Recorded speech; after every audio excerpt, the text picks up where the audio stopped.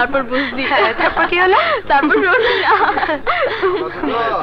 চল সোনিয়া, ক্লাসে দেরি হয়ে যাচ্ছে। চল।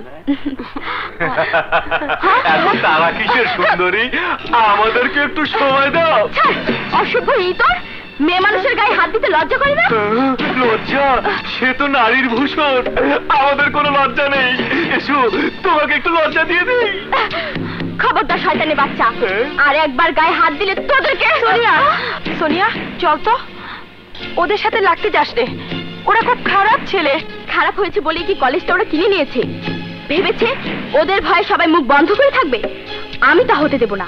এটা শিক্ষাঙ্গন, এখানে সবাই আমরা লেখাপড়া করতে আসি, বদমাইশি করতে নয়। শালা, শালি তো দেখি বোম্বাই ঝালমরিচ। চল আজ তোর ঝালটা কমিয়ে দেবো।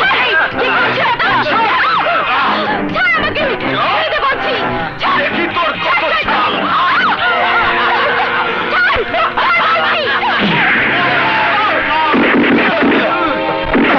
হারামজাদার দল, কলেজটাকে বাপের তালুক মনে করেছিস? শুয়োরের বাচ্চা! ওই মাশাআল্লাহ,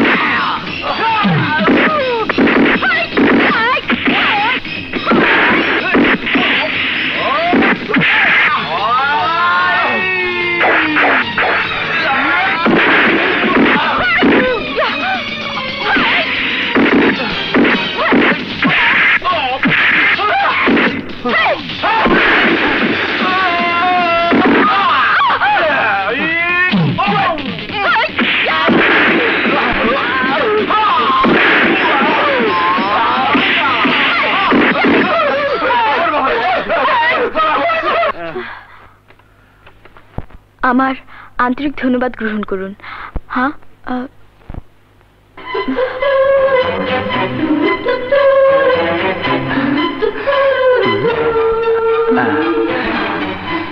সময় কি বলে, আমরা বন্ধু হতে পারি? হ্যাঁ।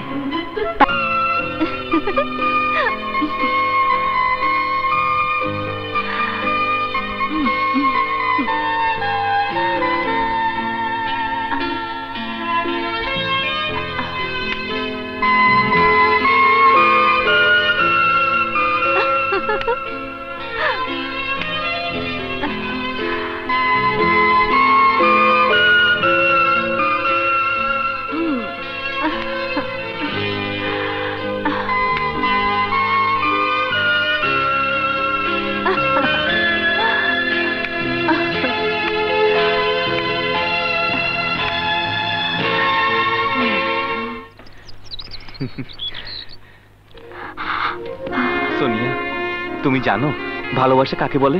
না তো, কাকে বলে? বন্ধুত্বকে। আসলে যখন একজন আরেকজনকে পছন্দ হয় তখন তাদের মধ্যে বন্ধুত্ব হয়। এর সাথে আমি বড় হয়েছি, কোনোদিন আমার এমন হয়নি। এর নাম যদি ভালোবাসা হয়ে থাকে, সত্যি বলছি আমি তোমাকে ভালোবেসে ফেলেছি। I love you. Akash, Sonia, Akash, কাল রাতে আমিও ঘুমোতে পারিনি। সত্যি? হ্যাঁ আকাশ, সারা রাত আমি তোমার কথা ভেবেছি। এরই নাম ভালোবাসা আকাশ। হ্যাঁ আকাশ, আমিও তোমাকে ভালোবেসে ফেলেছি। আমি আমি তোমাকে ভালোবাসি আকাশ। সোনিয়া, সোনিয়া, আমার আকাশ, দাদু, আকাশ, সোনিয়া,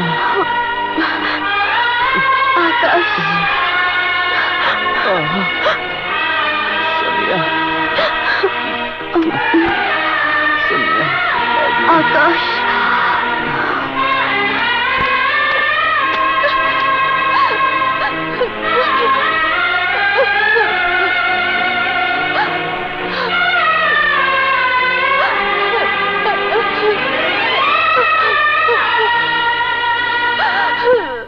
মাগলিং, চোরা কারবারি, ড্রাগস পাচার, দুনিয়াতে এমন কোনো খারাপ কাজ নেই যা দিয়ে সে টাকা কামাই করেনি।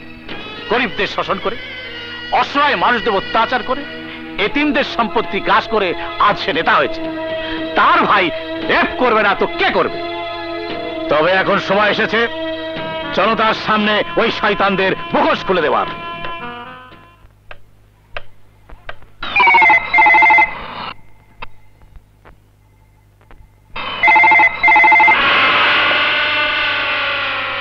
হ্যালো, আমি সিরাজুল হক বলছি।